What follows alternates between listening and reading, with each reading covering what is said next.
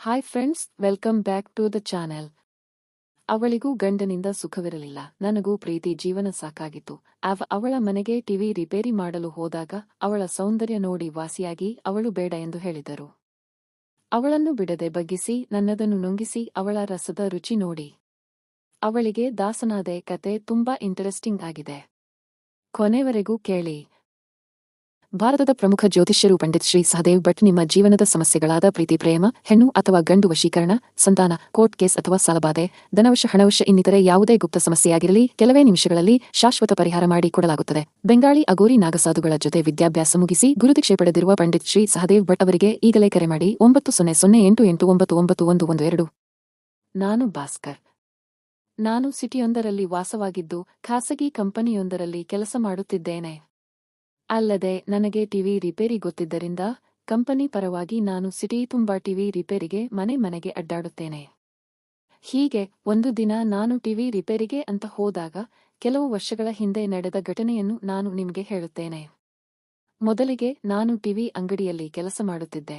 ಆದರೆ ಸಂಬಳ ಸಾಲದಾಗಿ ಕೊನೆಗೆ ನಾನು ಒಂದು ಕಂಪನಿಯನ್ನು ಸೇರಿದ್ದೆ. ಜೊತೆಗೆ ರವಿವಾರ ದಿನವೂ ಯಾವುದಾದರೂ ರಿಪೇರಿ ಬಂದರೆ ನಾನು ಕೆಲಸಕ್ಕೆ ಹೋಗಿ ಬರುತ್ತಿದ್ದೆ. ನಾನು ಹಲವಾರು ಜನರ ಮನೆಗೆ ಟಿವಿ ರಿಪೇರಿಗೆ ಹೋದಾಗ ಅಲ್ಲಿ ಜನರ ವೇಷಭೂಷಣ ಕಂಡು ಬೆರಗಾಗುತ್ತಿದ್ದೆ. ಅದನ್ನು ಬಾಯಲ್ಲಿ ಹೇಳಿದರೆ ಸಾಲದು, ಆ ಅವಸ್ಥೆಯಲ್ಲಿ ಮನೆಯಲ್ಲಿ ಇರುತ್ತಿದ್ದರು. ಅಲ್ಲದೆ ನಾನು ಉತ್ತರ ಕರ್ನಾಟಕದಿಂದ ಬಂದವನಾಗಿದ್ದರಿಂದ ಇಲ್ಲಿ ನಾನು ಪಿಜಿಯೊಂದರಲ್ಲಿ ವಾಸವಾಗಿದ್ದೆ. ಮನೆಯಲ್ಲಿ ಸಾಕಷ್ಟು ಸಾಲವನ್ನು ಮಾಡಿದ್ದರಿಂದ ಅದೆಲ್ಲವೂ ನನ್ನ ಹೆಗಲ ಮೇಲಿತ್ತು. ಹೀಗಾಗಿ ನಾನು ಕಷ್ಟಪಟ್ಟು ಸಾಲವನ್ನು ತೀರಿಸತೊಡಗಿದ್ದೆ. ನಾನು ಕಾಲೇಜಿನಲ್ಲಿ ಇದ್ದಾಗಿನಿಂದ ಒಬ್ಬನೇ ಇದ್ದು ನನಗೂ ಕೂಡ ಬೇಜಾರಾಗಿತ್ತು. ಆದರೆ ಏನು ಮಾಡೋದು? ಬೇರೆಯವರಿಗೂ ಈ ಬಗ್ಗೆ ಹೇಳುವಂತೆ ಇರಲಿಲ್ಲ. ಹೀಗೆ ಸುಮಾರು ತಿಂಗಳು ಕಳೆದು ಹೋಗಿತ್ತು. ಇನ್ನು ನಾನು ಇದ್ದ ಹಳೆಯ ಏರಿಯಾದಲ್ಲೇ ನಮ್ಮ ಊರಿನವರೇ ಸ್ವಪ್ನ ಅಂತ ಒಬ್ಬರು ಇದ್ದರು. ಅವರು ಗಾರ್ಮೆಂಟ್ ಒಂದರಲ್ಲಿ ಕೆಲಸ ಮಾಡಿಕೊಂಡು ಇದ್ದರು. ಅಲ್ಲದೆ ಮಕ್ಕಳೆಲ್ಲವೂ ಸರ್ಕಾರಿ ಕಾಲೇಜಿಗೆ ಹೋಗುತ್ತಿದ್ದರಿಂದ ಅವರು ಬೆಳಿಗ್ಗೆ ಹೋಗಿ ಸಾಯಂಕಾಲವೇ ಮನೆಗೆ ಬರುತ್ತಿದ್ದರು. ಅವರ ಯಜಮಾನ ಗೋವಿಂದಪ್ಪ ಕೂಡ ಅದೇ ಗಾರ್ಮೆಂಟ್ನಲ್ಲಿ ಕೆಲಸ ಮಾಡುತ್ತಿದ್ದ. ಆದರೆ ಅವನಿಗೆ ಯಾವಾಗಲೂ ಎಣ್ಣೆ ಬೇಕಿತ್ತು. ಬೆಳಿಗ್ಗೆಯಿಂದ ಹಿಡಿದು ಸಾಯಂಕಾಲದವರೆಗೆ ಅದರಲ್ಲೇ ಇರುತ್ತಿದ್ದ. ಈ ಸಲುವಾಗಿಯೇ ಅವರು ಊರು ಬಿಟ್ಟು ಬಂದಿದ್ದರು.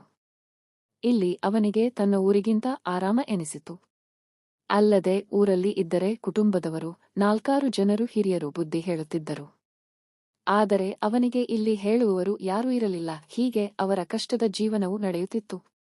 ಇನ್ನು ಬೆಳಿಗ್ಗೆಯಿಂದ ಗೋವಿಂದಪ್ಪ ಎಣ್ಣೆ ಹೊಡೆದು ಬಂದು ಸಾಯಂಕಾಲ ಮನೆಯಲ್ಲಿ ಬೀಳುತ್ತಿದ್ದರಿಂದ ಇವರಿಗೆ ಸಾಯಂಕಾಲವಾದ ಮೇಲೆ ಸಮಸ್ಯೆಯಾಗುತ್ತಿತ್ತು.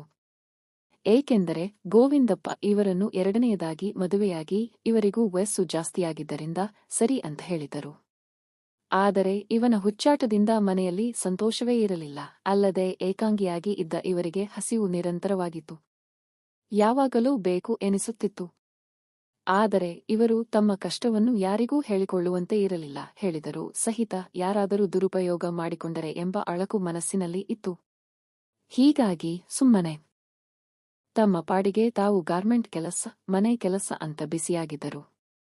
ಅಲ್ಲದೆ ಅವರ ಟಿವಿ ಹಳೆಯದಾಗಿದ್ದರಿಂದ ಅವರು ಪ್ರತಿ ಸಾರಿ ನನಗೆ ರಿಪೇರಿ ಮಾಡುವಂತೆ ಹೇಳುತ್ತಿದ್ದರು. ನಾನು ನಮ್ಮ ಊರಿನವರು ಎನ್ನುವ ಸಲುವಾಗಿ ಸಹಾಯ ಮಾಡುತ್ತಿದ್ದೆ. ಆದರೆ ಈ ನಡುವೆ ನನಗೆ ಅವರು ಫೋನ್ ಕೂಡ ಮಾಡಿರಲಿಲ್ಲ. ಮೊದಲಿದ್ದ ಏರಿಯಾ ಬಿಟ್ಟು ಬೇರೆ ಏರಿಯಾಗೆ ಹೋಗಿದ್ದರು. ನಾನು ಅವರ ಬಗ್ಗೆ ತಲೆ ಕೆಡಿಸಿಕೊಳ್ಳದೆ ಸುಮ್ಮನೆ ಇದ್ದೆ. ಇನ್ನು ಮತ್ತೊಂದೆಡೆ ಒಬ್ಬಂಟಿಯಾಗಿ ಇದ್ದು ನನಗೆ ಬೇಜಾರಾಗಿ ಬಿಟ್ಟಿತ್ತು. ಎಷ್ಟೋ ಕೈ ಕೆಲಸ ಮಾಡುವುದು ಅಂತ ನಾನು ಯೋಚಿಸಿ ಸುಮ್ಮನಾಗಿ ಬಿಟ್ಟಿದ್ದೆ. ಒಂದು ರವಿವಾರ ನಾನು ಪಿಜಿಯಲ್ಲಿ ಕೂತಾಗ ಯಾರೋ ನನಗೆ ಫೋನ್ ಮಾಡಿ ಟಿವಿ ಸಮಸ್ಯೆಯಾಗಿದೆ, ಸ್ವಲ್ಪ ಬರಬೇಕು ಎಂದರು. ನಾನು ಇಲ್ಲ ಅಂತ ಹೇಳಿದೆ. ಅವರು ಮತ್ತೆ ವಿನಂತಿ ಮಾಡಿದಾಗ ನಾನು ಹೊರಗೆ ಇದ್ದೀನಿ, ಬರುವುದಕ್ಕೆ ಸ್ವಲ್ಪ ಲೇಟ್ ಆಗುತ್ತೆ ಅಂತ ಹೇಳಿದೆ. ಆ ಕಡೆಯಿಂದ ಸರಿಯೇ ಅಂತ ಹೇಳಿದರು. ನಾನು ಆಮೇಲೆ ರೆಡಿಯಾಗಿ ಬಸ್ ಹಿಡಿದು ಟಿವಿ ರಿಪೇರಿಗೆ ಅವರು ಹೇಳಿದ್ದ ಏರಿಯಾಗೆ ಹೊರಟೆ. ಹೀಗೆ ಹೊರಟಾಗ ಬಸ್ನಲ್ಲಿ ಮತ್ತು ರಸ್ತೆಯಲ್ಲಿ ಇದ್ದ ಕಲರ್ ಹಕ್ಕಿಗಳನ್ನು ನೋಡಿ ಒಂದಾದರೂ ಸಿಕ್ಕರೆ ಚೆನ್ನಾಗಿರುತ್ತಿತ್ತು ಅಂತ ಯೋಚಿಸುತ್ತಿದ್ದೆ. ಆದರೆ ಅದ್ಯಾವುದೂ ನನ್ನ ಅದೃಷ್ಟದಲ್ಲಿ ಇರಲಿಲ್ಲ. ಕೊನೆಗೆ ಬಸ್ ಇಳಿದು ಟಿವಿ ರಿಪೇರಿಗೆ ಅಂತ ಬಂದೆ. ಆಮೇಲೆ ಮನೆಗೆ ಹೋಗಿ ಬೆಲ್ ಮಾಡಿದಾಗ ಬಾಗಿಲು ತೆಗೆಯಲು ಸ್ವಲ್ಪ ಸಮಯ ತೆಗೆದುಕೊಂಡರು. ಅವರನ್ನು ನೋಡಿ ನನಗೆ ಶಾಕ್ ಎನ್ನಿಸಿತು. ನಾನು ನೀವೇನು ಇಲ್ಲಿ ಯಾವಾಗ ಇಲ್ಲಿಗೆ ಬಂದಿರುವಿರಿ ಎಂದು ಕೇಳಿದಾಗ ಅವರು ಇಲ್ಲಿಗೆ ಬಂದು 1 ವರ್ಷವಾಗಿದೆ. ಟಿವಿ ಕೂಡ ಚೆನ್ನಾಗಿಯೇ ಇತ್ತು. ಆದರೆ ಇವತ್ತು ಯಾಕೋ ಚಾಲೂ ಆಗ್ತಾನೆ ಇರಲಿಲ್ಲ. ಅದಕ್ಕೆ ಫೋನ್ ಮಾಡಿದೆ ಅಂತ ಹೇಳಿದರು. ನಾನು ಸರಿ, ಹಳೆ ಫೋನ್ ನಂಬರ್ ಅಂತ ಕೇಳಿದಾಗ ಅದು ಕಳೆದು ಹೋಯಿತು. ಫೋನ್ ಕೂಡ ಹೊಸದು ತಗೊಂಡಿದ್ದೆ. ಅದಕ್ಕೆ ನಿನ್ನ ನಂಬರ್ ಇರಲಿಲ್ಲ. ನಮ್ಮ ಗವರ್ನಮೆಂಟ್ನಲ್ಲಿ ಕೆಲಸ ಮಾಡುವವರ ಹತ್ತಿರ ನಿನ್ನ ನಂಬರ್ ತಗೊಂಡು ಫೋನ್ ಮಾಡಿದೆ ಅಂತ ಹೇಳಿದರು. ಆಗ ನಾನು ಅವರ ಮುಖವನ್ನೇ ನೋಡುತ್ತಿದ್ದೆ. ಅವರ ತಲೆಗೂದಲು ಎಲ್ಲ ಹರಡಿತ್ತು. ಮನೆಯಲ್ಲಿ ಯಾರೂ ಇರಲಿಲ್ಲ. ನಾನು ಈ ಮನೆಯಲ್ಲಿ ಯಾರೂ ಇಲ್ಲವಾ ಎಂದು ಕೇಳಿದಾಗ ಇಲ್ಲ, ಯಜಮಾನರು ಇವತ್ತು ಕೆಲಸಕ್ಕೆ ಹೋಗಿದ್ದಾರೆ. ಮನೆಯಲ್ಲಿ ಇದ್ದರೆ ನನಗೆ ಸುಮ್ಮನೆ ತೊಂದರೆ ಕೊಡುತ್ತಾರೆ, ಸುಮ್ಮನೆ ಹೊಡಿತಾರೆ ಅಂತ ಹೇಳಿದರು. ನಾನು ಸರಿ, ವೆಂಕಟ್ ಮತ್ತೆ ರಾಮು ಎಲ್ಲಿ ಅಂತ ಕೇಳಿದಾಗ ನಮ್ಮ ಹತ್ತಿರದ ಸಂಬಂಧಿ ಮನೆಗೆ ಹೋಗಿದ್ದಾರೆ. ಒಮ್ಮೆಲೆ ಸಂಜೆ ಬರುತ್ತಾರೆ ಎಂದಳು. ನಾನು ಸರಿಯೇ ಅಂತ ಹೇಳಿ ಟಿವಿ ರಿಪೇರಿಗೆ ಕುಳಿತೆ. ಹೀಗೆ ಕುಳಿತಾಗ ಅವರು ನನಗೆ ಟೀ ಮಾಡಿ ತಂದುಕೊಟ್ಟರು. ಆಗ ನನಗೆ ಸೌಂದರ್ಯದ ದರ್ಶನವಾಯಿತು. ಮೊದಲೇ ಒಬ್ಬಂಟಿಯಾಗಿ ಕಂಗಾಲಾಗಿದ್ದ ನನಗೆ ಏನು ಮಾಡಬೇಕು ಎಂದು ತಿಳಿಯಲಿಲ್ಲ. ನಾನು ಅದನ್ನು ನೋಡಿ ಸುಮ್ಮನೆ ಟೀ ಕುಡಿಯುತ್ತಾ ಕುಳಿತೆ. ಅವರು ಯಾಕೋ ಇವತ್ತು ಬೇರೆ ರೀತಿಯಲ್ಲಿ ಕಾಣುತ್ತಿದ್ದರು. ನನಗೆ ಯಾಕೋ ವಿಚಿತ್ರ ಎನಿಸಿ ಅವರನ್ನು ನೋಡುತ್ತಿದ್ದೆ. ಅವರು ಕೂಡ ಸುಮ್ಮನೆ ಇದ್ದರು.